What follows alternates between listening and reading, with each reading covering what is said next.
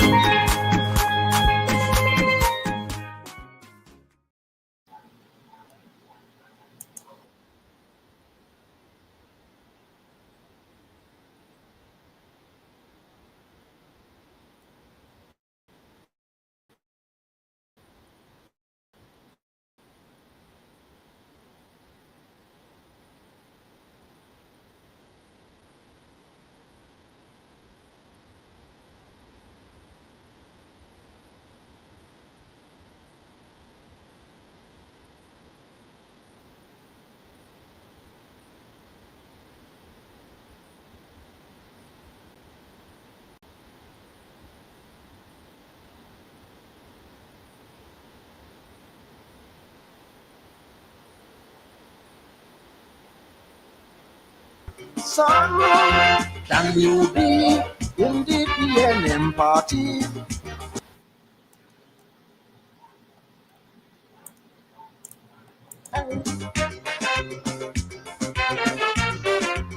Jumbai, peace, Akia, faith, God bless. This is Caribbean Vibes. Daddy, could you tell me what's the qualification that I must have to be a politician? When I grow up, I want to become a famous man like George Bush, Pandy Robinson, and Reagan. I know to be a doctor, you need a degree. I know a simple soldier must be tall with a strong body. To become a scientist, you need maths for this. But what must I study, Daddy, to do politics? Son, can you be in the PNM party and your heart in the UNC? Can you be Robinson Street party whip and fighting for our leadership? You must swear on Bible and take false oath. You must use big words to get votes. You must lie and watch me straight in the eye. Oh, son, that's the qualification of a politician. You must shun people when election done. Well, son, that's the qualification of a politician.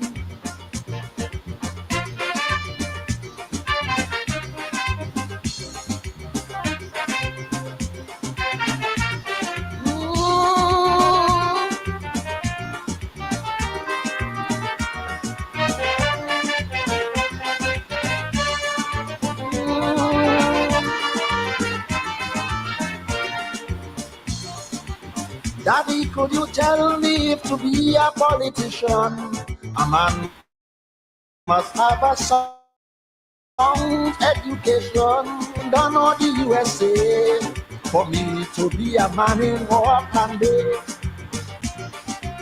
I know musicians study music at Berkeley. I know good doctors study at Harvard University. Well, which school did John Humphrey and Sudama study? I hear they did a crash course here at the school of Woodford Square. Son, you must go to the school of selfishness and learn how to be dishonest. You must go to the school of scampishness and like Judas, learn to cheat with a kiss. You must part with your good friend Kelvin Ramnat and call him a bloody upstart. You must fool people and fool yourself in the long run. Oh son, that's the qualification of a politician. You must hate roti and yet hug up the roti man. Well son, that's the qualification of a politician. A lie. This is Caribbean Vibes. Keep the faith up here. Rumba.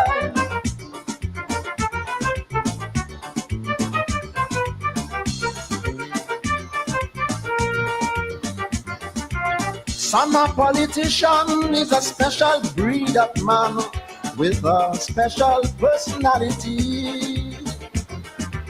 He will promise you paradise and the promised land, and after elections he knows nobody.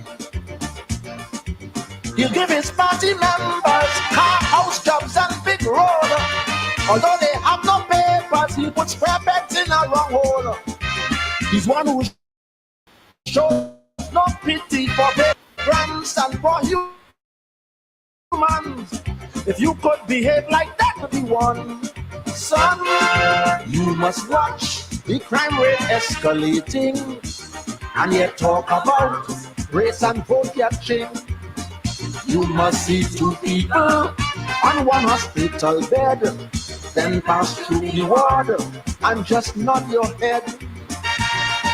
You must talk the Queen's English in Parliament and curse obscene as you reach the pavement. You must if you touch a leaf. Oh son, that's the qualification of a politician. You must smile and drink whiskey with your enemy. Well son, that's the qualification of a politician.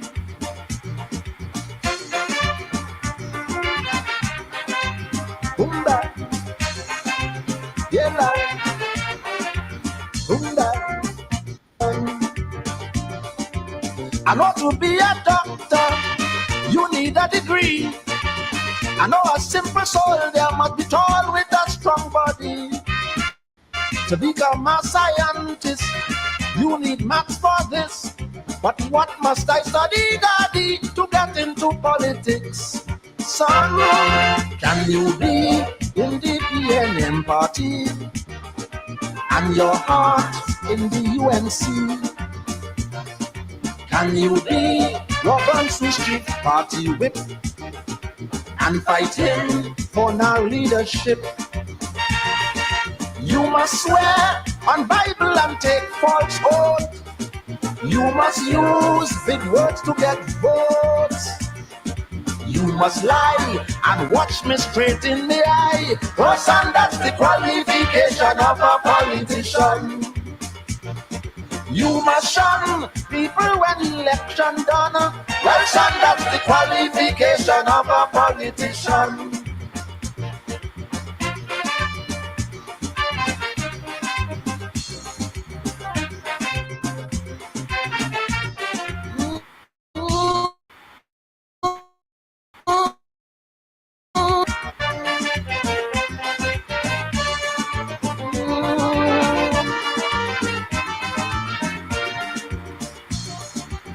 Daddy, could you tell me if to be a politician, a man must have a sound education? Should I go away to London or the USA for me to be a man in war and bay? I know musicians study music at Berkeley. I know good doctors study at Harvard University. Well, which school did John Humphrey and Sudama study? I hear they did a crash course here at the school of Woodford Square. Son, you must go to the school of selfishness and learn how to be dishonest. You must go to the school of scampishness and like Judas, learn to cheat with a kiss. You must part with your good friend Kelvin Ramnat and call him a bloody upstart. You must fool people and fool yourself in the long run. Oh son, that's the qualification of a politician. You must hate roti and yet hug up the roti man. Oh son, that's the qualification of a politician. A lie. This is Caribbean Vibes. Keep the faith up here. Rumba.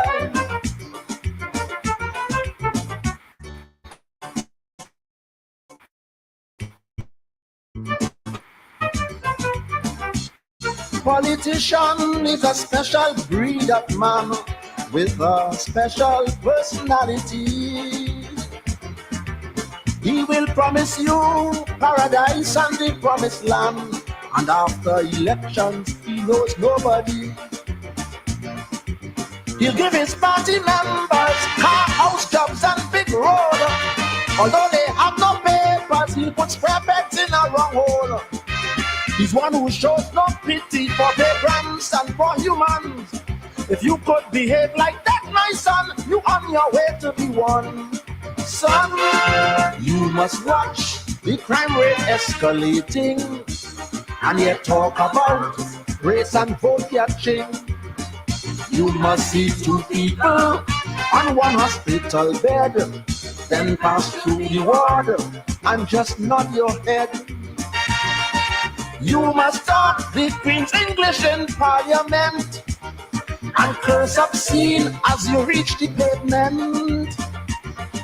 You must tease and jail a man if he touch a leaf. Oh son, that's the qualification of a politician. You must smile and drink whiskey with your enemy. Well son, that's the qualification of a politician.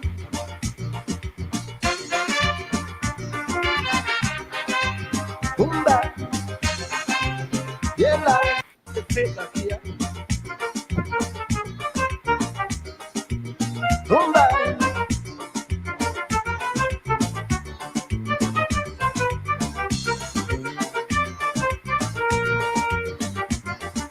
Son, a politician is a special breed of man with a special personality. He will promise you paradise and the promised land, and after elections he knows nobody. He'll give his party members car, house, jobs and big road. Although they have no papers, he'll put square pegs in a wrong hole. He's one who shows no pity for vagrants and for humans. If you could behave like that, my son, you on your way to be one. Son, you must watch the crime rate escalating, and yet talk about race and vote catching. You must see two people on one hospital bed, then pass through the ward and just nod your head. You must talk the Queen's English in Parliament and curse obscene as you reach the pavement. You must tease and jail a man if he touch a leaf. Oh son, that's the qualification of a politician. You must smile and drink whiskey with your enemy. Well son, that's the qualification of a politician.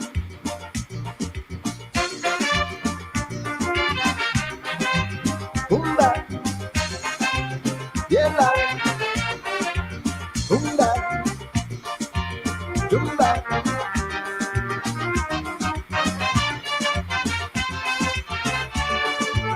Yeah, man, yeah.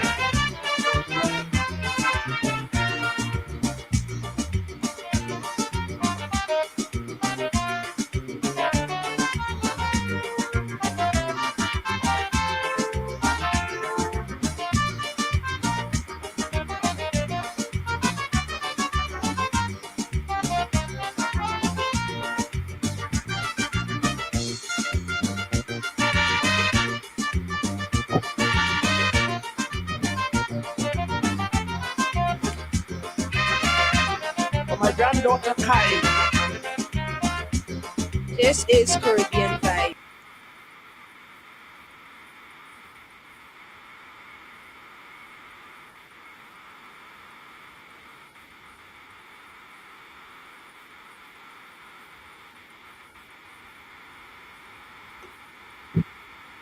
Oh, a very good evening to you. Welcome to Politics 101.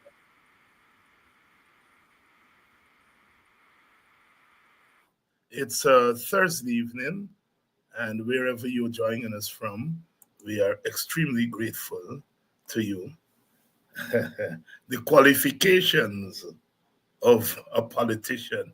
The mighty chalk dust, Dr. Hollis Liverpool, an old time classic. The qualifications of a politician. And you all heard it there for yourselves, and that's why Kaiso shall never die. Only in Calypso you can get that kind of lyrics. The qualifications of a politician. You you must tell people one thing before the election, and as soon as the election finish, you tell them something else. You must go to the school of selfishness and scampishness. You must be in one party and you're mine in another party. Oh, Lord. Good evening. Good evening again, and welcome to Politics 101. Tonight we are going to be examining a few things. Please share the link. I notice quite a few of you are here. Please share the link and let everyone know that we are on the Politics 101 and we're going to be rolling tonight. Um, the qualifications of a politician. It really tickled me. It really tickled me. The qualifications of a politician. Oh Lord. Hey. And learn how to be dishonest. You must go to the school of scampishness. And like Judas, learn to cheat with a kiss. You must part with your good friend Kelvin Ramnat and call him a bloody upstart. You must fool people and fool yourself in the long run. Oh, son, that's the qualification of a politician. Can you be Robinson Street party whip and fight him for now leadership? You must swear on Bible and take false oath. You must use big words to get votes. You must lie and watch me straight in the eye. Oh, son, that's the qualification of a politician. You must shun people when election done. Well, son, that's the qualification of a politician.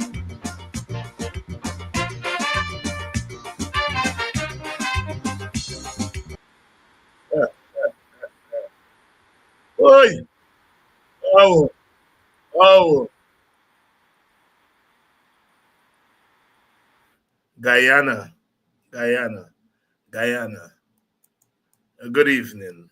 Well, all of you would know by now that over the weekend, Minister Vikram Bharat gave an interview in which he was very clear that the cash grant is, and he called it cash transfers.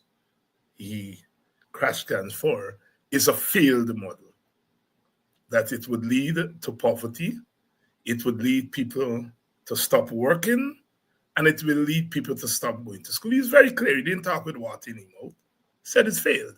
He said he doesn't know of anywhere in the world that's cash grant. Everybody heard him. Yesterday at our press conference, we took him on. I noticed some of the news media have carried that story, and others have come out and condemn them. Today, Vice President Jack Dew gave a press conference, and he was asked 3 times by 3 different journalists He was asked by Demerara Waves, he was asked by Stabrook News, and he was asked by Starting Point. That's a new online media. And he was asked, and my goodness, I was tempted tonight to play Nelson's You Hear Lie, but I said no, let's play Chalk Dust. Jack Dio, Gorong, Comoron, Gorong, Comoron. Up to now, he hadn't answered the question. The Stabrook News journalist press him, are you going to give cash grant before Christmas as you promised? As the president said he was mulling, and Jack Doe said, yes, the president is mulling. Did you make a decision on the cash grant? The president is mulling. We have a 5-year term. Whatever the president said he will do, he will do. Well, the president, Jack Doe said he was mulling, meaning Jack Doe said the man didn't say giving a cash grant.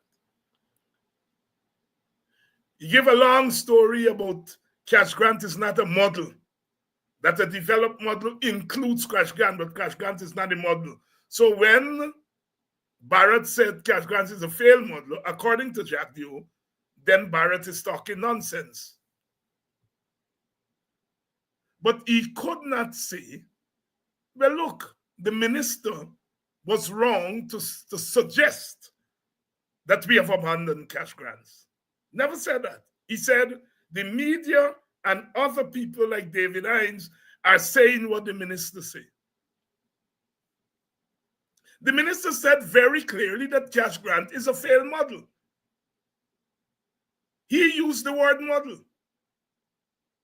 I suppose he's talking about a model of development, and Jack, you're trying to carry wrong. Well, cash grant is not a model. Whatever you say cash grant is, your minister, who's responsible for oil and gas, whether he's a junior or senior minister, said so. Did you all in the PPP arrive at that conclusion? That this thing is a fail, whether you call it a failed model or failed policy, whatever it is. Did the PPP arrive at that decision? We have to give you some history. In August of 2018, Professor Clive Thomas was invited by us in Buxton, the 1st of August movement, to address the annual AUC Kwayana Emancipation Symposium. And Professor Clive Thomas introduced cash grants, cash transfers, as he called it, and as we prefer to call it, cash transfers as a means of alleviating poverty.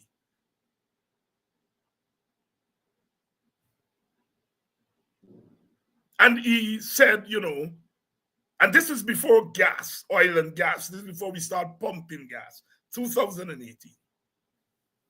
Nigel Hughes was on the platform and a representative of the then Ministry of Natural Resources, headed by Raphael Trotman. Trotman said he was not available. He sent a young lady from the ministry.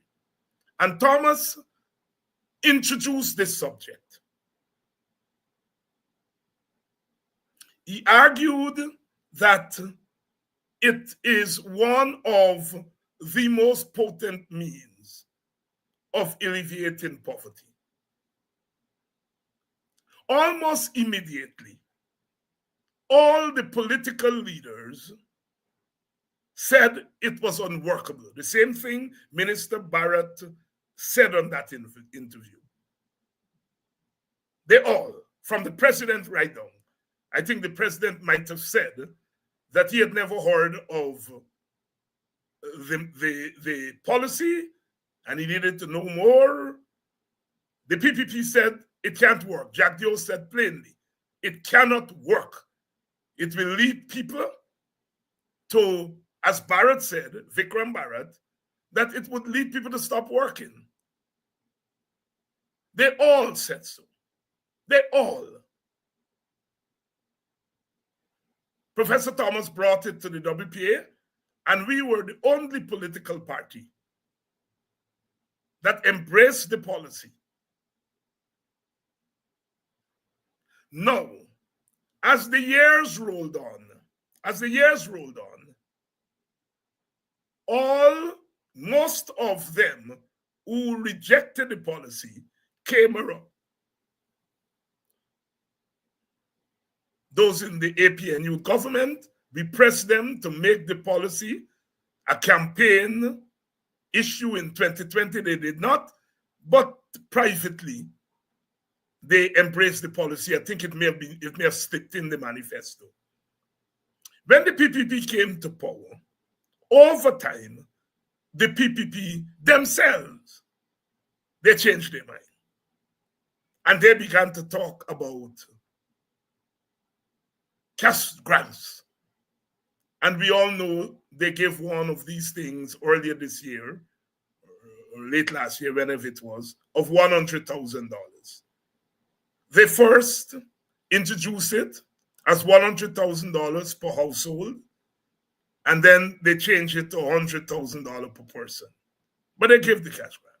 On the campaign trail, they urged people to vote for them because, among other things, they give cash grants and that they will be giving more cash grants, and you will get one more cash grant by Christmas. They campaigned on it.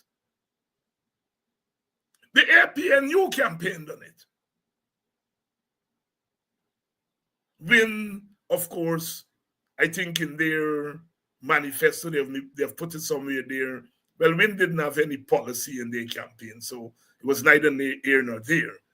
But the APNU and the PPP, they campaigned heavily on cash transfers. Heavily on cash transfers. And so it was shocking after the election, a mere few weeks, 3 or 4 weeks after the election, to hear this minister come out and say this is a failed model. The conclusion has to be made that the PPP campaigned on what it knows is a failed policy or failed model, whatever you choose to call it. The minister is saying that the PPP campaigned on a failed model, that we knew that this thing wouldn't work, and we fooled the nation. We campaigned because in a campaign you're trying to get votes. We got your votes under what old people say false pretense or false whatever. We lied to the nation. We never believed in this thing.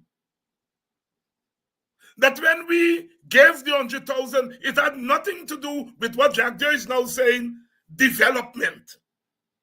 It had to do with something else.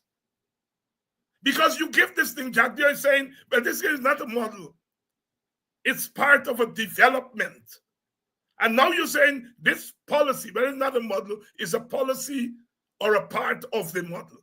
So, minister is saying that this part of the development model is flawed.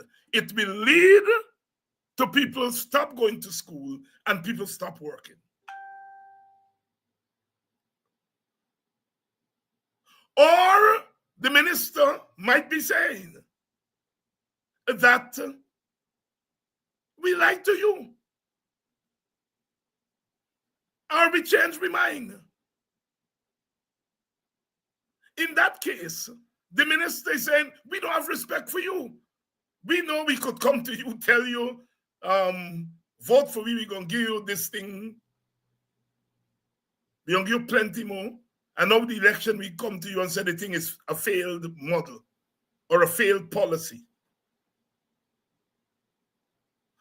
One would be tempted to ask Minister Barrett and Vice President, show us one place in the world which this thing failed. But poor Vikram Barrett, he said he knows of no country in the world where this thing is given, this cash transfer. Either he doesn't know anything about cash transfer, which I suspect is the case, or he knows and he's lying. He pinpointed the United States. And I have to be very careful tonight because one, Neville Bishemba, in a letter in today's Stabrook News, sought to imply that I'm not a scholar. I have to be careful. But I will deal with Bishemba another time, not tonight. Bishemba, but not Bishemba. Let me explain. America has a federal system. And a federal system means that the people of that country are living under more than one government at a time. In the United States, you have the federal government, then you have below that state government, then you have below that county government, then you have below that municipal government, then you have below that other forms of government such as neighborhood associations. So if you're in the United States, you're living right now under at least 4 governments: federal government, state government, county government, and municipal government. It means you're living under 4 constitutions or 4 sets of laws. As you all know, those of you who live in the United States, you have federal troops, you have state troopers, you have municipal police, you have county police. And you could be arrested by any one of those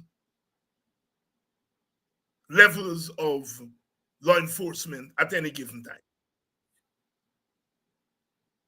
So why am I saying that? If you say the United States does not give cash transfer, you are implying that cash transfer does not exist in the United States at all. Well, of course, cash transfer does not exist at the federal government. The federal government does not give cash transfer. But you have cash transfers at state government, especially those states which have oil. And Alaska comes to mind, as a lot of people have been pointing out. Alaska, every year, the people from Alaska get a check. And it can range from $1,000 to $5,000 US dollars a year, depending on how much oil revenue comes in. So what Barrett is talking is, I rather suspect he wasn't lying when he said he doesn't know the United States gives it. He just doesn't know. He's an ignoramus on this matter. He doesn't know. Jack Dio knows. Jack Dio knows. And there are several countries in the world, Brazil, a lot of the countries in Latin America, even in our Caribbean, Jamaica. The World Bank did a big study to see whether it can be implemented in the Eastern Caribbean. It's the most popular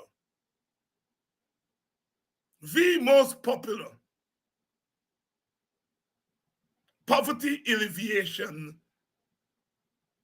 policy. Yet the man sat there and said it doesn't work on the world. That is his ignorance. And I can't make excuse for his ignorance, and I don't think I should be talking about it. Clearly, he doesn't know what he's talking about. But Jack Dio knows. And Jack Dio did not come out and say, my minister was wrong, he misspoke. So we have to think that the minister was adumbrating a policy that they have decided on in the PPP.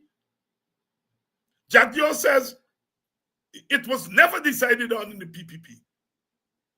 Then logically you must go on to say, so when the minister spoke, he was speaking in his private capacity, or he misunderstood what we agreed on. That is what Jack Dio should have said. He didn't say that.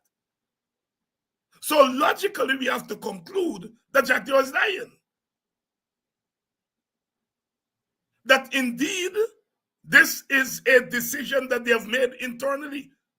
Or people say, mouth open, story jump out. Jack Dio did not say my minister, our minister misspoke, or he spoke in his private capacity, or he misunderstood what we decided on. And so, despite what Jack Dio said today, it is clear that the PPP has made a decision as it relates to cash grants. And we think that is the most brazen, the most dishonest act by any government in Guyana since independence. You campaign on this thing. First of all, you stole it because at first you said you didn't believe in it. Then later on, you take it and you run with it. You made it a centerpiece of your election campaign. And a mere weeks after, you said this thing is flawed. It can't work. It's going to make people don't go to school. It's going to make people don't work.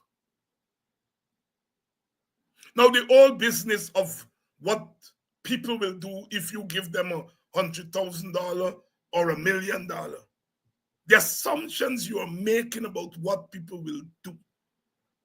It's disturbing when they first uttered it, and it's even more disturbing today. You're essentializing Guyanese.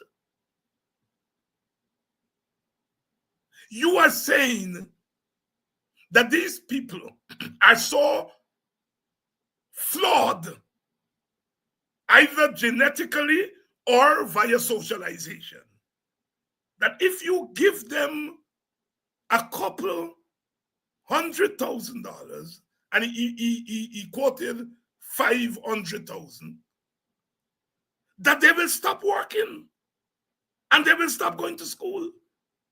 No, that has never happened in any part of the world. But you have this view of your own people. Your own people.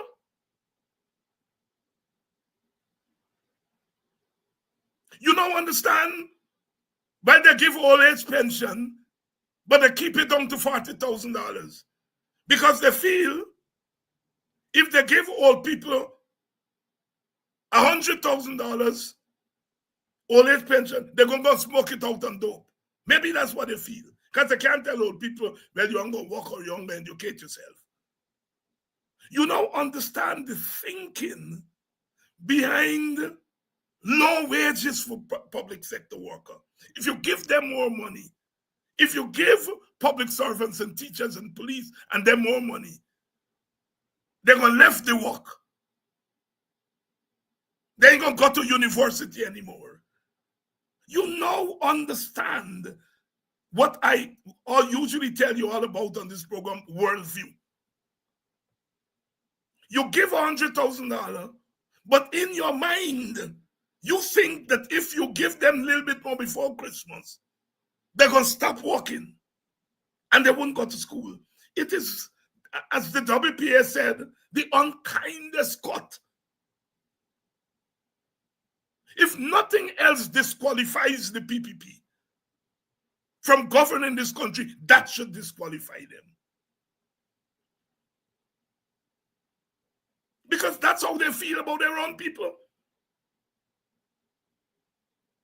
They could not be talking about the elites.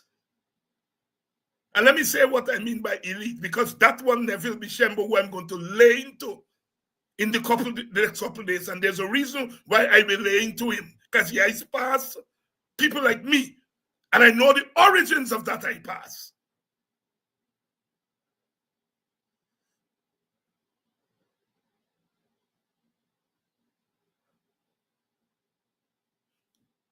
These are people who have a low estimate of their own people. A low estimate of their own people. They could not be talking about elites. And what I mean by elites, elites mean, Bishembo, people who have a disproportionate amount of common good. People who could play cricket, they have that skill more than the average citizen. They go on to play for Guyana and the West Indies and so on. They are what we call sporting elites. They have a skill in a disproportionate way. They are economic elites, people who got more money. The 1% of the population that are worth billions. They have a disproportionate amount of a common good. They are the economic elites.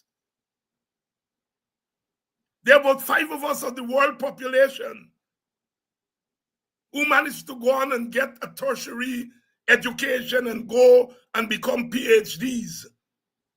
Only 5% of the world population. We have disproportionately more of education, not knowledge, not intellect, but education than the rest of the people in the society. Our world would be a good place if 90% of our people could get PhDs. That is simply not the truth. And so elites, when we talk about elite, we are talking about that small group of people who have a disproportionate portion of a common good. Neville Bishop, I'm teaching you. You're a professor, you're teaching at UG, but clearly you don't understand the meaning of elite. And I'm going to lay into you in the coming days. Those are your friends, them, I hope they tell you. Because you pass me, and you pass black people, and you pass country people.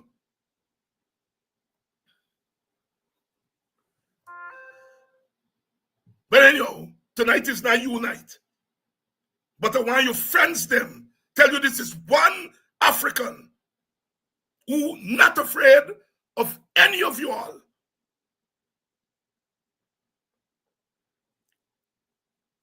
And you all poke your hand in my eye, and I'm going to poke my hand back in your eye. But tonight is not you night. I deal with Jack Dio tonight. So, sisters and brothers, this is where we have it. Jack Dio could not be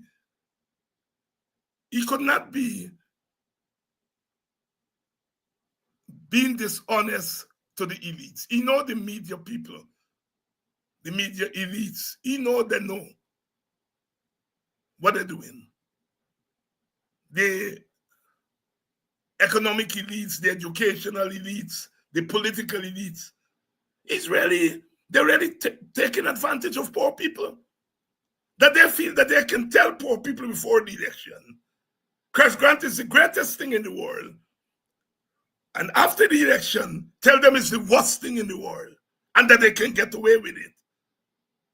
Because in 5 years, these people going to go back and vote for them.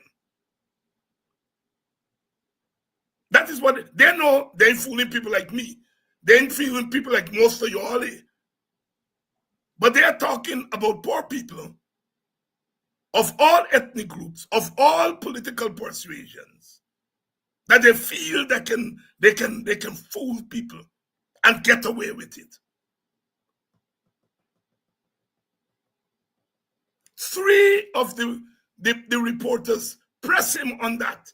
He danced wrong, never answered the question. These people are dishonest. And I am making allowances for people to bend the truth, especially in politics. But that kind of thing, how can you tell people this thing is the best thing and you're going to give them more of it? And then the election come and gone, you get back into power and you turn and tell them it's the worst thing in the world. And when confronted, you say, that's not what the minister said.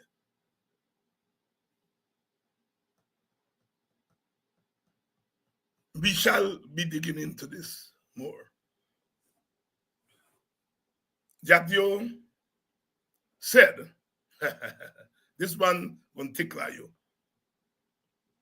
He said the two young people who interviewed me on that interview that went viral were leading me on to spout racism. You all hear that? Most of you all felt that the young people interviewing me were trying to see if they can get through by making rings around me. Anybody who look at that interview would come away with the conclusion that the young people were trying to see if they could trap me like before. Jack Dio, because there was nothing in the interview that he could call racist. Maybe he took schooling from the interview, and I explained to him what is a race or who is a racist. He's a scamper, you know. You hear he said, all they're spouting is racism. If you carry it to court, you're going to say, I never called David Hines a racist. I will say that what he talks is racism. So I think he accepts my definition of racism or racist or who is a racist. So there was nothing in there that is racist. So he's turned the thing around. He said the two picnic, the two children, the two young people were egging on David Hines to spout racism. Jesus Christ. This country, Guyana, and these people, they could not find anything in the interview that they can call racism, or they can prove to them that I am a racist. So he said, well, he's implying, well, David Hines and spout any racism, but the young people were pushing him to do that. You recognize when the young people were asking me, well, is the PPP racist? And I said, but an organization can be racist. An organization is made up of members and supporters, a party. And if you say a party is racist, then you're saying every single member of the party is racist. The young people are egging me on. They were asking legitimate questions. And I was teaching the country. So Jack Dio wanted me to say the PPP is racist. Me, I go to school for foolish stupidness. An organization cannot be racist. Because to say an organization is racist is to say that all those in the organization are racist. And I would never speak such ignorance. The PPP embraces and adumbrates racist policies or policies that lead to racist outcomes. I would not be so unkind to the PPP to spout ignorance, because I know an organization is not racist. You hear Jack Dio and them say that the PNC is a racist party. What ignorance! You write that in a paper or someone saying you fail in any class on race. So because the young people were asking me these questions, he said, well, the young people egged me on because he didn't get the answers that they were looking for. Even I said, I don't know that he's a racist. A lot of PPP people tell me Jack Dio don't have a racist bone in him. And I can't know. They probably know that he don't have a racist. I don't know. And I'm not going to call somebody a racist if I don't know that they're a racist. I can't get into Jack Dio's head. What I do know is that he is the leader of a party that over the years have either adumbrated policies or adumbrated policies, advanced policies that are racist in intent or even if they're not racist in intent, they lead to racism. So because he didn't hear me say Indian people and black people are social enemies, I said they're not social enemies. They're political enemies. They're not historical enemies. They never enslave one another. White people and black people are historical enemies because one enslaves the other. Indian people never enslave black people never enslave Indian people. So we are not historical enemies. We are not social enemies. We gotta live together. We gotta buy from one another. We date one another. So we're not social enemies. We are, however, political enemies because we live under a system that answers the question, who governs? That asks the question, who governs? And answers it by saying, one party will govern after an election. And so each ethnic group vote for one party or the other. And in this recent election, we see that Africans split up their votes among several parties. And so they answer that question in a logical way by voting for what they perceive to be a party that will look after their ethnic interests. And so the contestation for politics lead African people and Indian people in particular, and more Amerindians are getting into the mix, to behave as political enemies. But they're not social enemies. We are not social enemies.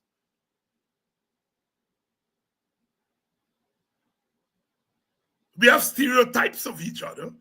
That's another matter.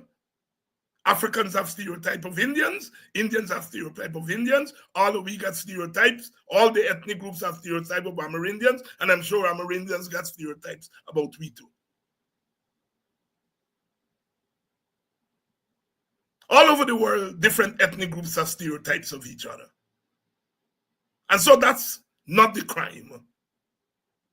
The crime is that we have a system of governance that encourages our people to become political enemies. Because one has to be the winner and one has to be the loser. And that is why people like myself have argued we should have a winner does not take all system, not a winner take all system. That at the end of an election, all ethnic groups must win, meaning all ethnic groups must be represented in the halls of government, not one party representing overwhelmingly of another party.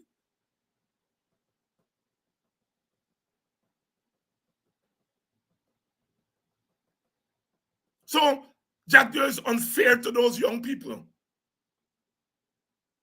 Those young people, according to most people, sung more as though they were anti-David Hines, not leading David Hines. I don't think they were. I think they wanted to trap me. And as the interview went on, it became obvious that that was not going to happen. And I think the young people realized here's an opportunity for us to teach a government. I understand over 18,000 people, including Jack Doe. He said the interview was a vile interview because the young people are leading me up. That's the term, leading me up. So the interview was vile. Once he didn't say David Hines spoke racism, and so it was vile.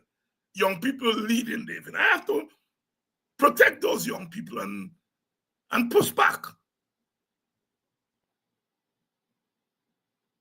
They're young journalists, and they must be able to ask questions. It's up to you to answer the questions.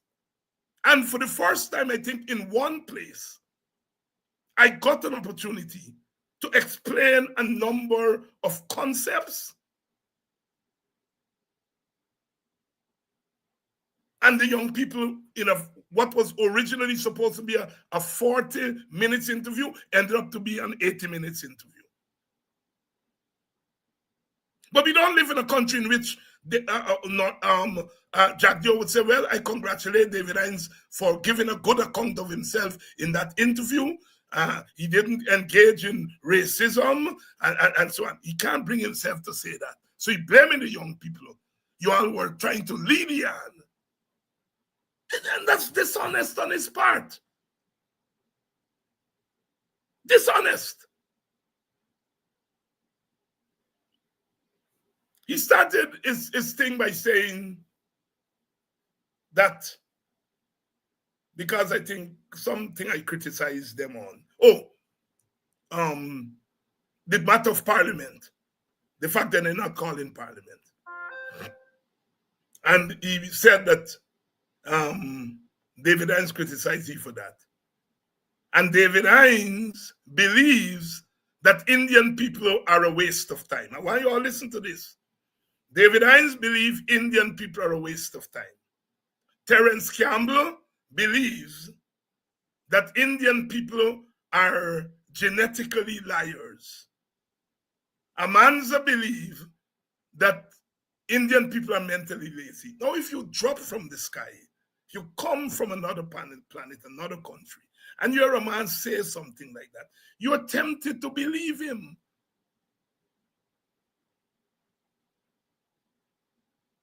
Why is he saying that David Hines believed that Indian people are a waste of time?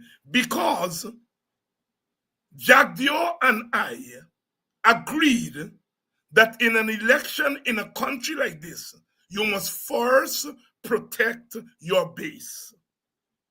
I advance it, Jack Dio advance it.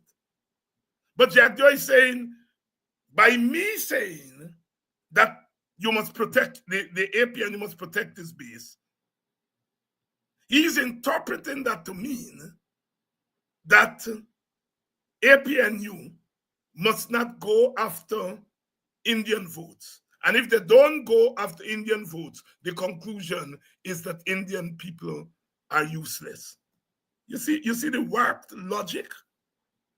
I never say Indian people are useless. I agree with he. But he interprets my saying that APNU must first secure its base to mean that Indian people are useless. And he said the PPP secured its base first. So, according to his own logic, then black people are useless. According to his own logic. But he either don't think with both sides of his brain. The dialecticians would say, you have to argue dialectically. He clearly either don't think with both sides of his brain, or he does, but he's totally dishonest. In 1 minute, the man says, I do something, and he draws a conclusion based on what I said. And he said the very same thing, but he doesn't draw the same conclusion. Terence Campbell, according to him, said that Indian people are genetic liars. Terence Campbell called he a liar. But in calling Jack Dio a liar, according to Jack Dio, it's Indian people you call him liar. And the next minute, the man went on to say that people like Amanza and Terence Campbell and David Hines are mediocres. So should we not use his logic to conclude that Terence Campbell, a black man, Amanza, a black woman, David Hines, a black man, should we not conclude that he feels that black people are mediocre? He just accusing Terence Campbell, who called one man a genetic liar. He jacked you. He stretches that to say Terence is saying that Indian people are liars, genetic liars. So he is the sum total of Indian people. And then went on the next minute to say Campbell, Amanza Walton, and David Hines are mediocre. Is mediocre people going to parliament? Should we not conclude that he feels that black people are mediocre? I leave that for you all. You see, Jack Dio walks into these traps all the time. Yeah, he's not a good analytical, critical analyst. I'm sure Jack Joe is very bright. When it comes to things like numbers and economics, he's good at those things. But he's not good at critical thinking. Meaning that when you say something, on the one hand, he's not good at on the other hand. He's only good on the one hand. So Terence Campbell calls him a genetic liar. He then concludes Terence Campbell means Indians are genetic liar because Jack-Joe is an Indian. And attacking Creolese there. So you all going to say me talk wrong English. Jack-Joe is an Indian. He says that I'm a genetic liar, so all Indians are genetic liar. And then the next minute went on to say 3 black people are mediocres, but doesn't realize his own logic should lead to the conclusion that he believed that all Africans are mediocre. Don't think with both sides. He's not good at critical analysis. He's woeful. I've listened to him over the years. And again, I'm not saying the fellow is not bright. He's a bright guy. You can be bright without good at critical analysis. So I'm not taking away his brightness. He's been to university. He got a master's degree and so on. He has been a political practitioner for years. You can't be doing all of that and you ain't bright. You're bright. But he's not good at critical thinking. And it leads him into the stuff that he gets into. He went on to say that the man said, Indian people are lazy. That young lady was on this program and she said the PPP feeds lies to Indian people. They keep Indian people uninformed. That's what she said. She never said Indian people are genetically and as a group they're lazy. That's not what the young lady said. She said PPP supporters, some of whom are Indians, some of whom are Amerindians, some of whom are Africans. But he concludes from that, and they all conclude, that a man just said Indian people are mentally lazy. And the young lady didn't say that. And they got what they intended. Amans after then became very shy of discussing race. And I can understand it. And that's what they want. Thief man like see Matty with Bob. The minute you start discussing race, the PPP gets uncomfortable. Because they know that their policies are grounded in racial discrimination. So they don't want you to talk about race. And they're angry at me and Ogunse and Vincent Alexander and Rickford Burke and to some extent Mark Benshop. They're angry at us because we are not going away. Thief man, I like hear you say thief, oh God, look at thief. They don't like hear that. And I'm not saying that thief men. I'm using colloquial language, proverbs. It's one thing to get them crazy. Because I don't talk one language, I just talk 2 languages. I just talk English and Creolese. And when I use Creolese, they just say, oh, me using dirty language. And I will deal with that one day. Unlike them, who just talk Creolese, but don't believe that Creolese is an important form of communication. I do believe that. I think Creolese is a much more descriptive language than English language. Neville Bichemba going to tell me that I'm not expert on Creolese. They don't believe me as an expert on nothing. Yes, past black man. I'm going to deal with it in the coming days. I want the message go out to him. All of these chaps just believe they can talk to black people anyhow. You know, they really believe that because they've done it and get away with it. And I'm sounding a warning to them. You know, I'm sometimes very slow to get to a certain thing, a certain point. He's offended. He's offended because I said that I am an expert on race. I study it. He's offended because I told the young people, they're calling me political commentator. And I said to the young people in the interview, and I'm also a scholar or an academic, whatever term I use. He's offended by that. I'm going to deal with it. You all will not take your eyes on past me and people like me in this country for much longer. Anyhow, so you see the deception of Mr. Jack Dew. Deception. Deception. Deception. Deception on cash grants. Lying on it. Lying in order to prove that we Africans are, and I'm telling the middle class Africans, I'm telling you all elites, I'm telling you all believe it's only me that is called racist, and you are running. But any African who opens his mouth or her mouth in this country will be painted with that brush.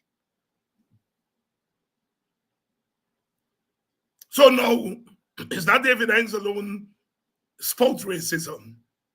And where's David Hines racism? Telling black people or telling the APNU, look after your supporters first. When it comes to an election, secure your votes. Secure your votes. That's a racism. Campbell tell he's a liar. He said Campbell tell all Indian people they're liars. What worries me about that is not that these chaps say these things. What worries me about it is that they are unsuspecting young people who would hear that. Jack Dio is an important source of socialization. People in any society, when a leader says something, they normally take it to be true. So Jack Dio is an important agent of socialization. And what worries me is that when he's finished with the lying and the deception and the misinformation, young, unsuspecting younger people will pick it up. And that's the point Amanza was making, that the political party is an important agent of socialization. There are other agents of socialization, the political party, the political leader, the education system, religion, family. They're all agents of socialization. We develop our worldview from those multiple sources. So when Amanza was making her point, she was pointing to the fact that the PPP is an important agent of socialization among Indian Guyanese. And so when the PPP spout certain things, what they're doing is that they're disabling our people from really getting to the real fruit about things. They're standing in the way because they are important agent. The party is an important agent of socialization. That is the point Amanza was making. But again, devoid of critical thinking, he's not going to be able to dissect what the young lady was saying in the way that I'm doing it. So Amanza is a racist, and story done. PPP supporters pick it up. They pass it down from Matty to Matty. It becomes a political truth.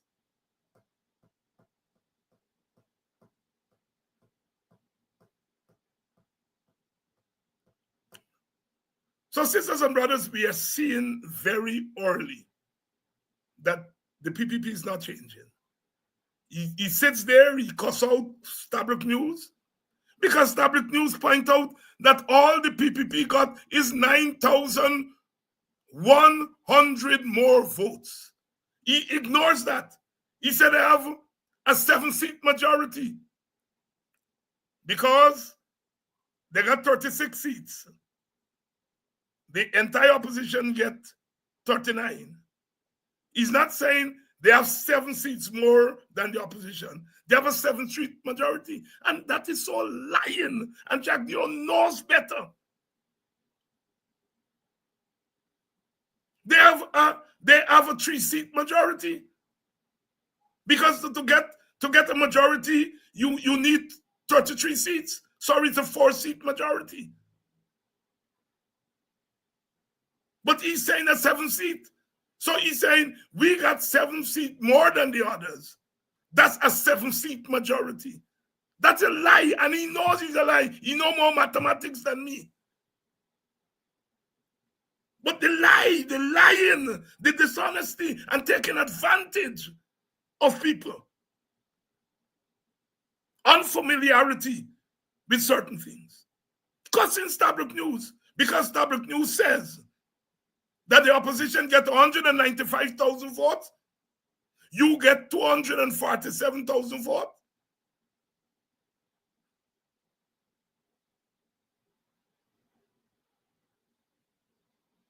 Which represents 9,000 more than you get the last time. You lose vote in your stronghold. 9,000 votes extra is what you get. And running away from that. And the dangerous thing is saying the people have given the PPP a mandate. The PPP has no mandate from the people. Your 36 seats came primarily from one ethnic community. Are you saying that that ethnic community represents the people? When you take the number of people who didn't vote, we're not talking relative to the voters list. We are talking from the last time. The APNU at 219,000. The PPP at 227,000 or 37,000. Yes, 37,000. So together, they had 456,000. And then you had some smaller parties. So let's take it up to 470,000. This time, 195,000 the opposition, 247,000 by the PPP. That's 442,000. Considerably less than who voted the last time. And you are claiming that you have some mandate.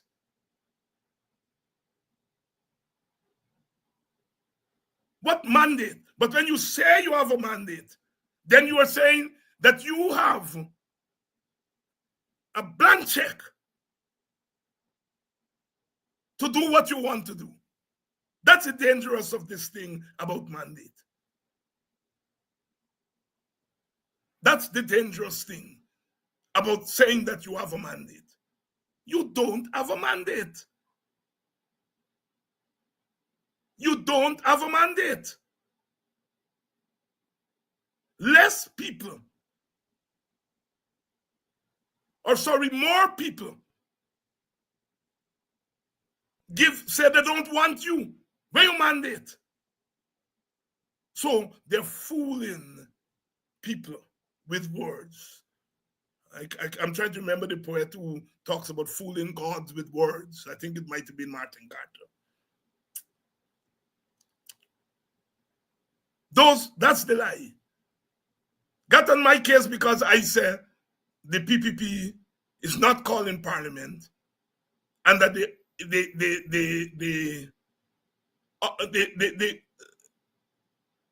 executive branch should not be controlling the legislative branch. He doesn't deal with that. All David Hines talking about is PPP domination.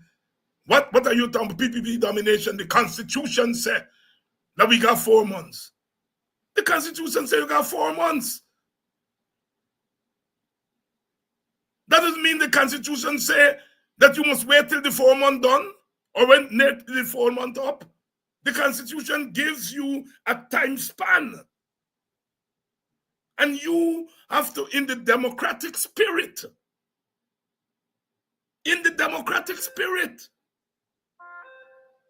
call the National Assembly. Why are you allowing this country to go without? It's a functioning legislative branch.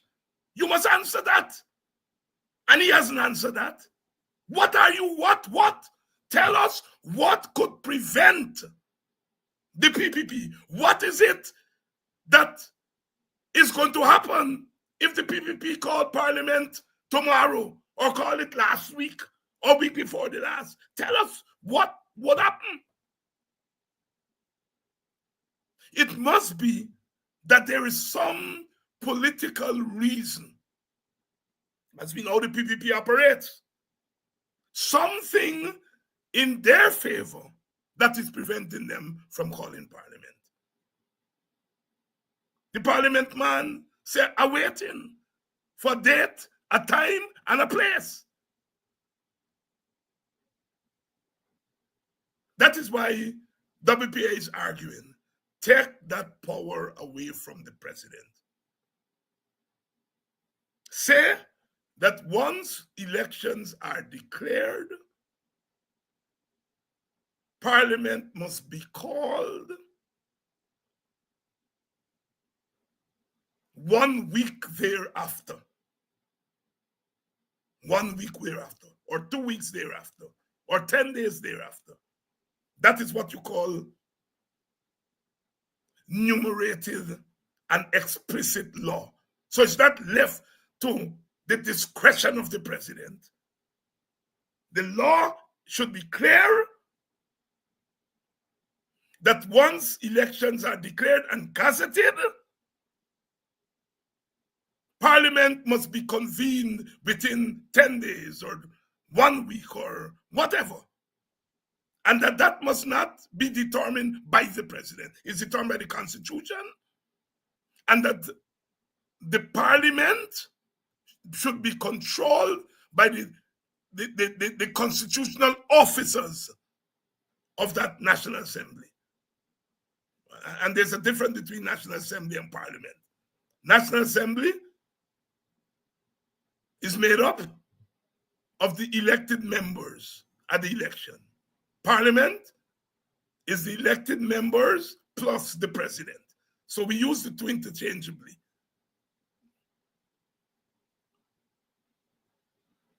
The National Assembly should determine its own schedule, not the president. And this nonsense about the government determine when Parliament is called because they have some bill to bring, so they call Parliament. No. It must be constitutionally there that Parliament shall meet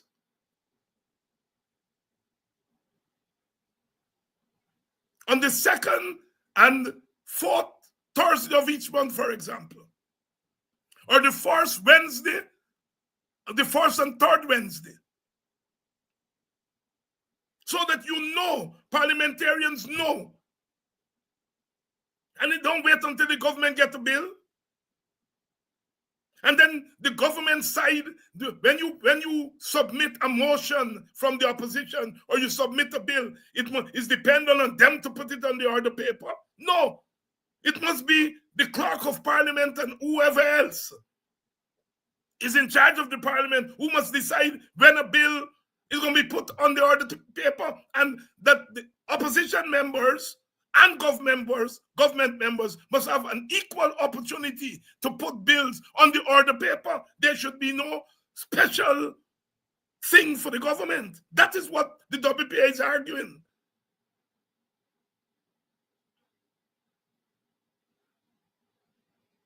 That is what WPA is arguing.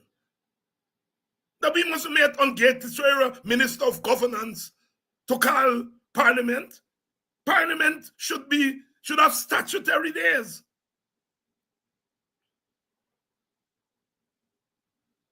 Anytime you have one branch of government controlling another branch, that is autocracy. You're telling one party, you're in charge of the executive government and you're in charge of the legislative branch. Why should we have a minister sitting in Parliament when Parliament is supposed to be the oversight of cabinet? So you have a cabinet member sitting, he or she is oversighting himself or herself? What nonsense is that? The British left us with that. But we have to move away from that and to democratize our society. There is too much power in the hands of the president and the executive. It's executive supremacy bordering on executive tyranny. They're co-equal branches of government. And each branch must have its own sphere of influence. And there must be checks and balances by another branch. You are not naming the Chief Justice. You are not naming the Chancellor. You're holding the judiciary at ransom. You're holding the judiciary at ransom. And the judiciary is a co-equal branch of government. I'm surprised that nobody has gone to the very judiciary to test whether the long years without a chancellor and a chief justice substantively, whether it's not a violation of the spirit of the Constitution. The opposition leaders already said, I agree to the two people who are sitting there to be regularized. The PPP say no.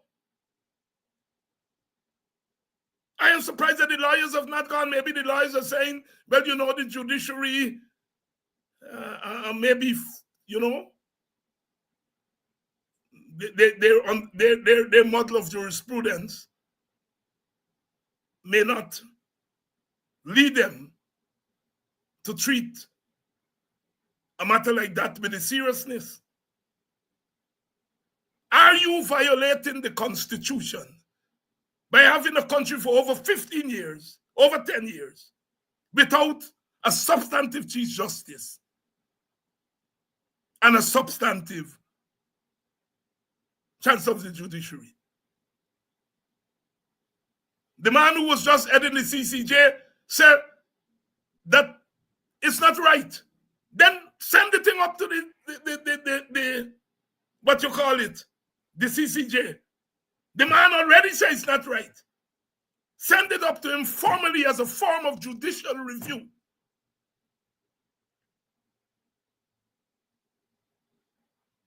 And Neville Bishemba, I read the Guyana Constitution. And Neville Bishemba, I did courses in international law because one of my majors in my PhD was international relations. You know what I study and what I don't study because you ain't pass me.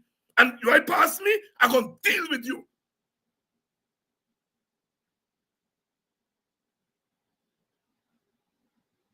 But not tonight. It's chalk dust. They want me to sing. But our minister was caught with a call girl in tongue. But I ain't singing about that. Afraid is sedition. I'm going to deal with you, Neville Bishemba. You know that me is not an expert on international law. because in your mind, people like me should know nothing about nothing. I'm going to deal with you. I start dealing with you already. This will be the last time you will open your mouth and try to talk in a certain way about me. As Mr. Bishop used to say in this village, I teach little boy to walk and talk, but not to talk to me anyhow. Oh, Mr. Bishop, he left me that wisdom. I teach little boys to walk and talk, but not to talk to me anyhow. Oh, you know what means an export one and what means not an export on. You've been there with me, I'm going to read them book. And if you've not been there, then you're making assumptions of people like me. How dare you? I'm going to deal with you. Are you know Telly? We come in peace, as always. And we live in peace. Because we are God's children. We are righteous people. Those of you who are interested in our course on Pan-Africanism, some of you have been getting in touch with me. The number to call is at the bottom of the screen. Please call it. That number is at the bottom of the screen. It's 624-7125. Guyana. WhatsApp is a good mode to call. Those of you in Guyana could call direct. And my office, which is dealing with this, we will take care of you there. Have you enrolled? So many of you have gotten in touch with me. And so please call that number, 624-7125 to enroll for our course. We are looking the 4 and 7, 11 and 7, 18th. That is next 2 Saturdays. We concluded Saturday is probably the most neutral day to get our course started. So please call that number at the bottom of the screen and enroll in our course. 624-7125. Our first course will be called Introduction to Pan-Africanism. Never December, you can come and join and learn something, son. Jack Dio, well, you're busy, Mr. Jack Dio. You're going to get time, but December get time. You get time for try to take and pass me. I'm going to deal with you. Please enroll. 624-7125. A lot of young people are the ones, as you know, a pastor and some young people are the ones who have made this possible. And we're going to be doing it. So we got education, we got learning, and we got mobilization. I'm quoting the original folklorist, Wordsworth McCandry. We got education, we got learning. And Auntie Comsey, them is the folklorist. Hey, hey, hey! I remember Auntie Comsey. Hey, hey, hey! Jamaica had Louis Bennett and so on. Our language, folklore. We got education, we got learning. Good night. And I'm going to see you all tomorrow night. I think I want a big cast tomorrow night, so I'm going to bring in them by them Dr. Adams and them by bring them in tomorrow night. Pandem, you know, my friend Crazy Ojinga said, big cast, 20 people on stage.